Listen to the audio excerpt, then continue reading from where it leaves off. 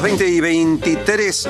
¿Será que finalmente eso que pareció haber quedado en agua de borrajas, algo a lo que había renunciado la NASA en su momento, el proyecto más ambicioso probablemente de décadas pasadas, que era el de instalarse en la Luna, vuelve por sus fueros? Bueno, por lo menos así se podría desprender de lo que el vicepresidente de Estados Unidos, Mike Pence, ha dicho no hace mucho. Es que antes de que transcurran 5 años, los norteamericanos tienen que llegar al Polo Sur lunar. Está en línea el ingeniero electrónico argentino e investigador en la NASA, Miguel San Martín. ¿Qué tal, Miguel? Buenas noches. Buenas noches, Ricardo, ¿qué tal? Encantado de saludarte. Che, ¿esto viene tan en serio o es simplemente un enunciado más o menos grandilocuente? ¿Hay de veras ya planes en marcha para reanudar la investigación en la Luna? Mira, viene seria la cosa, ¿no es cierto? Todavía tiene que, obviamente, pasar por todo el sistema político, ¿no es cierto? El hecho de que la presidencia diga que hay que hacer esto no es suficiente. El Congreso, que hoy en día está dividido entre los dos partidos, tiene que también estar de acuerdo y hacer que los fondos de la NASA aumenten en forma respectiva, ¿no es cierto? La NASA ya estaba trabajando para una llegada a la Luna con seres humanos en la superficie para el 28, ¿no es cierto? Así que esto acelera los planes. Pero digamos que ya estábamos yendo en esa dirección. En realidad siempre estábamos yendo. El problema siempre ha sido el destino, ¿no es cierto? Hay muchos que piensan de que tenemos que saltear la Luna e ir derecho a Marte. Ajá. ¿No es cierto? Y esa fue la política durante muchas décadas, ¿no es cierto? Pero el problema es que Marte es tan difícil comparado con ir a la Luna que al final terminamos haciendo nada. Claro, claro. ¿No es cierto? Entonces, por eso que hemos estado un poco en la parte tripulada, ¿no es cierto? No la parte robótica. La parte robótica de la NASA, que por suerte he tenido la suerte de formar parte, es muy saludable, digamos, porque es mucho más fácil en ese sentido, técnicamente. Pero la parte tripulada ha estado a la deriva porque el proyecto Apolo puso digamos, con su éxito puso la vara tan alta, ¿no es cierto?, que ha sido difícil decir, bueno, ¿qué hacemos? ¿Qué es lo próximo que se puede hacer? ¿No es cierto? Que no sea Apolo, porque eso ya se hizo. Así que de ahí viene la dificultad por la cual no se ha ido más allá de la órbita terrestre desde el proyecto, desde los 70. Ahora, acá tienen que aprobar un presupuesto enorme para esto. ¿De cuánto dinero estaríamos hablando hoy?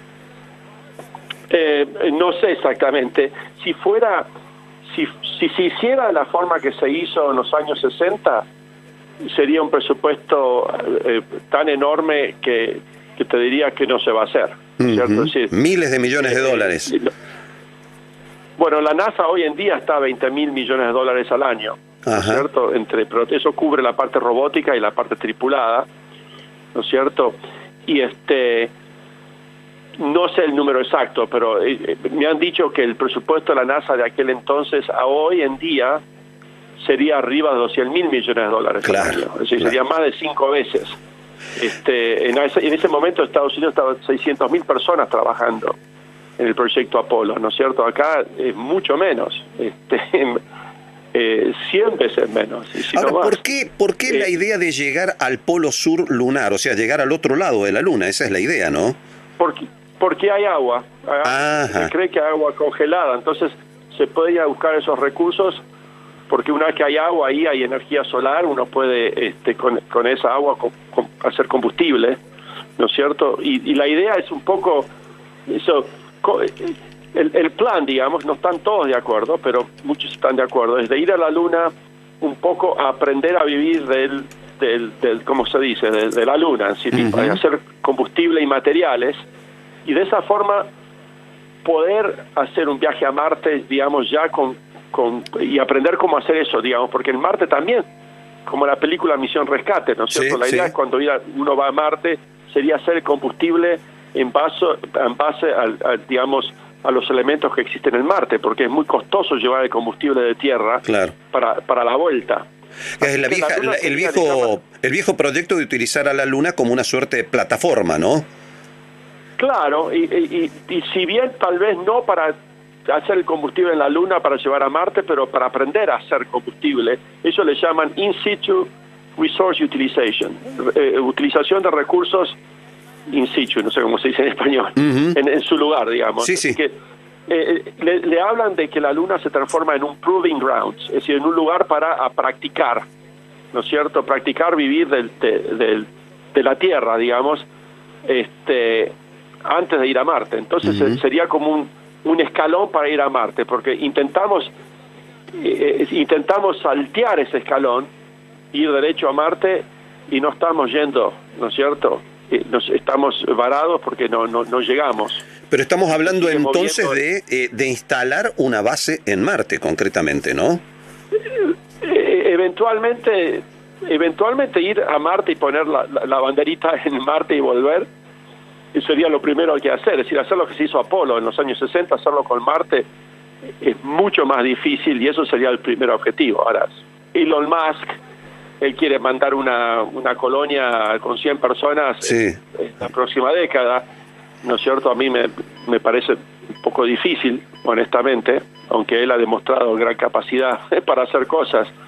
Pero el primer paso, simplemente mandar a un ser humano y traerlo de vuelta a la Tierra, ya es un paso comparado con ir a hacer lo mismo en la Luna, 100 veces más difícil, para poner un número.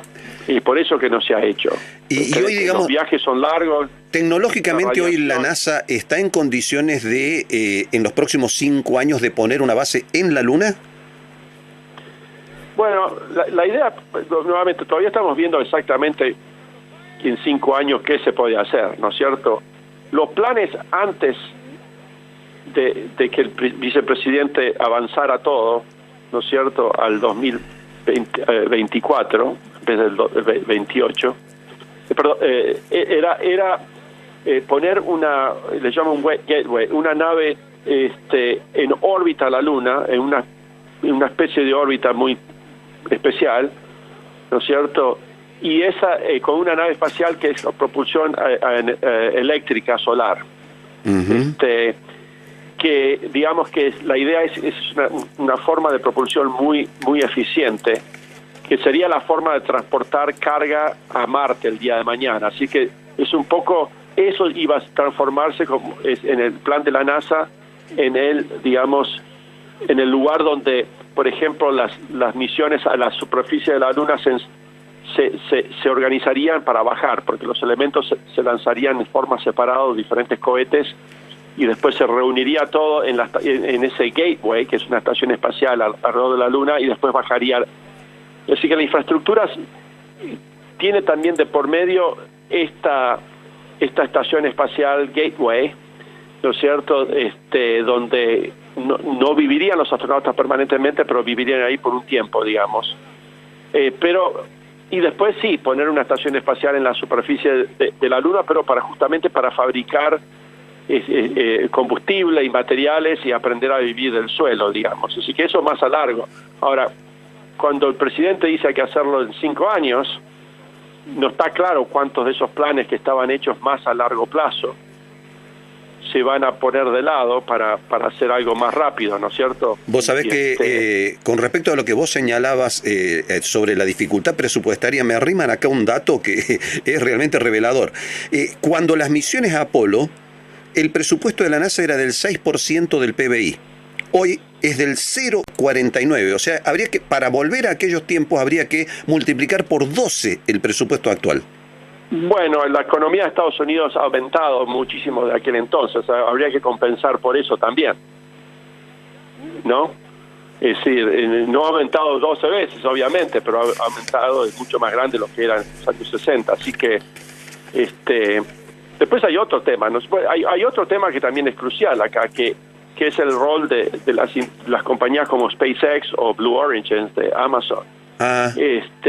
Que nos ha, justamente el vicepresidente Pence, nos ha dado la orden a la NASA de utilizar esos recursos al máximo, porque realmente ellos pueden lograr cosas con un presupuesto mucho más bajo que cuando la NASA se envuelve, ¿no es cierto? Porque tiene menos burocracia. Te iba a preguntar por eso, porque era muy extraño el dato de que, de alguna manera, el mensaje del vicepresidente Pence a la NASA es: apúrense a hacerlo ustedes o lo vamos a hacer con los otros, con los privados.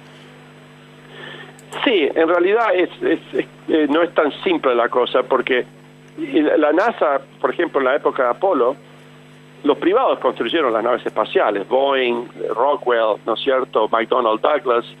Si no es que se hacía dentro de los edificios de la NASA las naves espaciales, pero la modalidad de trabajo era distinta, digamos, y es una modalidad que la NASA ya la empezó a utilizar, ¿no es cierto?, para los contratos para mandar provisionamientos a la estación espacial.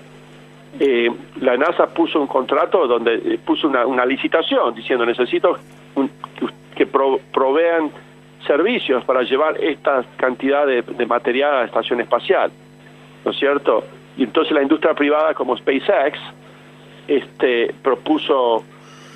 diseñó una nave espacial para hacer eso, ¿no es cierto? La diferencia es que en el pasado la NASA hubiera especificado el tipo de nave espacial y cohete para hacer la función, y ahora es como que no se mete tanto, ¿no es cierto?, a decirles a las compañías privadas cómo hacer sus cosas, ¿no es cierto?, y de eso hace de que haya más innovación, porque entonces las industrias privadas surgen y proponen por ahí ideas loquísimas, como por ejemplo la forma de que SpaceX recicla los cohetes. No sé si estás enterado. Sí, por cierto. La primera etapa la retorna. Bueno, sí. Resultó ser de que la industria privada y las agencias espaciales del mundo, la NASA, la ESA, no creían que esa era una forma viable de hacer las cosas. Pero SpaceX demostró lo contrario, ¿no es cierto? Se podía, claro. Que se podía, y de golpe ahora hay otras compañías que están corriendo como locos para poder lograr esa capacidad. Así que ese es el caso, por ejemplo, de qué es lo que pasa cuando, digamos, uno modifica esa relación entre del gobierno federal, que es la NASA, y los privados. Igual la NASA va a estar envuelto en el tema, no es que la NASA deja de participar en esto, pero es participar en una forma, ¿no es cierto?, de darle la mayor flexibilidad a la industria privada para que ellos sean innovadores, ¿no es cierto? Y no ahora, nosotros. Miguel, ¿cómo interpretás vos el detalle, esta suerte de giro, ¿no?, estratégico, que es un poco lo que está definiendo el mensaje del vicepresidente? Esto de establecer como prioridad el volver a la Luna cuando se lo había dejado medio de lado. ¿A qué apunta esto? ¿A reiniciar una carrera espacial? Bueno, sí, lo dijo el vicepresidente, lo dijo bien clarito, ¿no? China tiene ambiciones muy grandes con la Luna, ¿no es cierto? Y estratégicamente, desde el punto de vista de prestigio nacional y todo lo que eso representa, será discutible lo que sea, ¿no es cierto? Pero siempre ha sido así también, ¿no es cierto? Igual que en los años 60, el prestigio, la lucha de prestigio, ¿no es cierto?, era con la Unión Soviética, ahora es con China. Así que lo dijo el vicepresidente, de que Estados Unidos tiene que demostrar que todavía tiene la capacidad de organizarse y lograr un objetivo así, ¿no es cierto? Así que está bien claro. Yo creo que es lo que cambió en los últimos 30 años, es la presencia de China, que está creciendo y está haciendo cosas en el espacio muy interesantes y con mucho éxito, ¿no es cierto? Y tienen muchos recursos y tienen hambre, digamos, ¿no es cierto? Porque quieren demostrar al mundo que son potencias, ¿no es cierto? Así que mientras que Estados Unidos en ese sentido un poco ha perdido esa puja, porque ya lo han hecho, ¿no es cierto? Así que parte es también demostrar de que todavía Estados Unidos puede hacer este tipo de digamos, de objetivos y hacerlos rápido en forma eficiente. Así que viene de ahí. ¿Y por qué se adelantó tanto la cuestión? Es muy fácil, porque ahí es año de elecciones, el 2024. Así que, claro. Si Trump gana un segundo, periodo, termina en el 2024, ¿no es cierto? Y no le pasaría lo que le pasó a los demócratas de que con Kennedy ellos comenzaron, digamos, el proyecto Apolo, pero el que fue a buscar, digamos, tuvo el lujo de recibir a los astronautas que vinieron de la Luna fue Nixon, que era republicano. Yo calculo, esta es mi análisis, no te puedo decir que sea así la cuestión, pero te da mucho que pensar que justo cae en el último año de una administración de Trump, si es que es reelecto en el 2020. Claro, pero de todas maneras lo bueno de esto es que evidentemente desde el punto de vista de la investigación y la tecnología, esto va a significar nuevos pasos adelante, ¿no? Sí, absolutamente, y te quería aclarar otra cosa. Estados Unidos ya muchos son muy escépticos a lo que ocurrió los otros días con Pence, porque no es la primera vez que la NASA hace un gran anuncio, digamos que el país hace un gran anuncio, y después termina, digamos, no pasando nada, ¿no es cierto? El gobierno de Bush, cuando él cancela al Space Shuttle, porque era muy peligroso, ¿no es cierto?, y cambia los objetivos de la NASA, en primer lugar dice la parte, justamente ahí comienza el tema de SpaceX y las otras compañías privadas, porque él le dice, vamos a parar el Space Shuttle, vamos a dar el trabajo de reaprovisionar con astronautas y con materiales a la estación espacial, a la industria privada, que sea de ellos, y la NASA se va a dedicar a volver a salir de la órbita terrestre, como eran los años 60 y 70, así que ahí comienzan a construir un cohete enorme, que se llama SLS, que va a ser tipo Saturno V, y una nave espacial, que se llama Orion, y el primer destino que él pone, Bush, es volver a la Luna, así que ya se llamaba Constellation, se llamaba ese programa, ¿no es cierto? Pero él no convence, digamos, al Congreso para que la NASA le den un presupuesto para poder tener un día fijo de cuándo lograrlo. Él no deja un día fijo de cuándo volver a la Luna. Cuando Obama llega a la presidencia, él se encuentra de que está roto el sistema, digamos que hay un plan de la NASA a volver a la Luna, pero no hay un presupuesto. Él también, acordate de que ese fue cuando en el 2008 que Estados Unidos estaba en esa recesión impresionante, así que no estaba en los planes más altos de Obama, y él cancela y cambia la orientación de la NASA para ir a visitar un asteroide en vez de ir a la Luna, ¿no es cierto? Así que todos nos fuimos a trabajar a ir a un asteroide, incluso yo mismo estuve trabajando en ese tema, ¿no es cierto?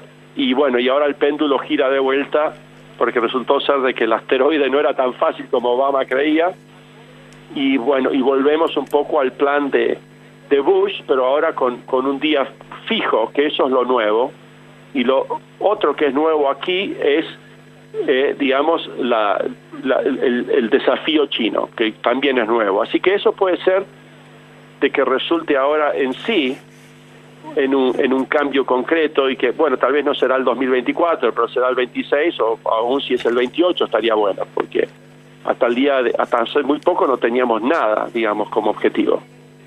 Miguel San Martín, gracias por habernos ayudado a repasar este tema. Un abrazo a la distancia. Suerte. Gracias, saludos. Hasta luego.